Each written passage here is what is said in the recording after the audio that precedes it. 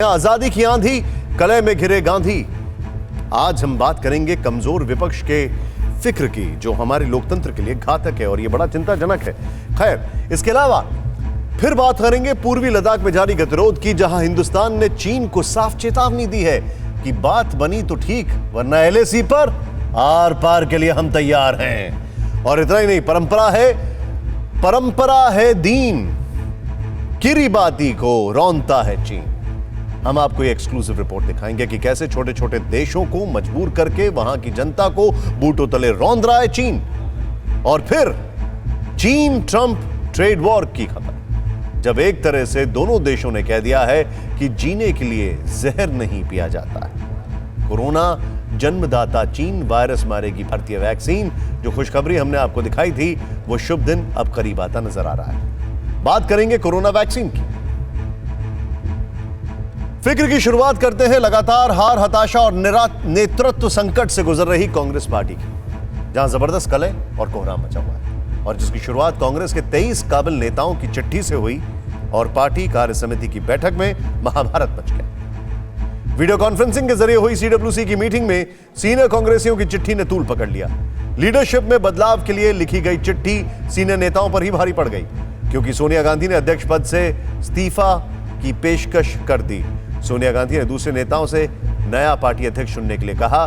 मनमोहन सिंह और A K. Antony ने उन्हें मनाने में सफल रहे हैं। लेकिन सीडब्ल्यूसी मीटिंग में राहुल गांधी की बारी आते आते माहौल और गर्म हो गया और राहुल ने अपनी ही पार्टी के 23 नेताओं पर बीजेपी से मिली भगत का आरोप लगा दिया, जिससे बात और बिगड़ गई। हैरान करने वाली बात है, राहुल गांधी के बयान से कपिल सिब्बल और गुलाम नबी आजाद नाराज हो गए। बीजेपी से मिली भगत के आरोप पर गुलाम नबी आजाद ने कहा कि अगर आरोप साबित हुए हैं तो मैं इस्तीफा दे दूंगा, जबकि कपिल सिब्बल ने भी नाराजगी भरा ट्वीट कर दिया। कपिल सिब्बल ने कहा कि पिछले 30 सालों में उन्होंने कभी भी बीजेपी के पक्ष में कोई बयान नहीं दिया।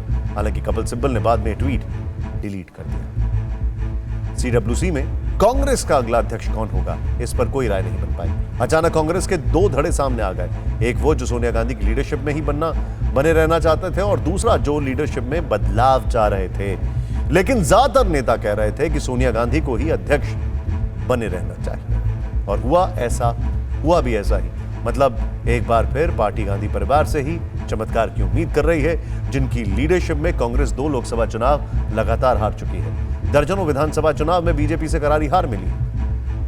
कांग्रेस पार्टी का जो हाल चुनावों में है, वही हाल पार्टी के भीतर भी है, ऐसा प्रतीत होता है। हाल में पार्टी के कई किलों में फूट पड़ी। पार्टी के कद्दावर नेता खुद पार्टी के खिलाफ चले गए।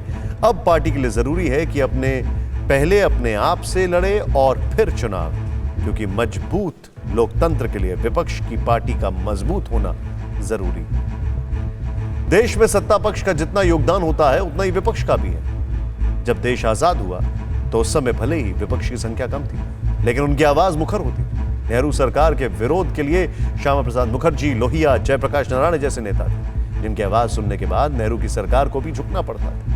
हाल तक जब अटल बिहारी वाजपेयी विपक्ष में हुआ करते थे तो उनकी आवाज सरकार से ज्यादा अहमियत रखती थी, लेकिन वो आवाज अब एक तरह से खत्म हो गई।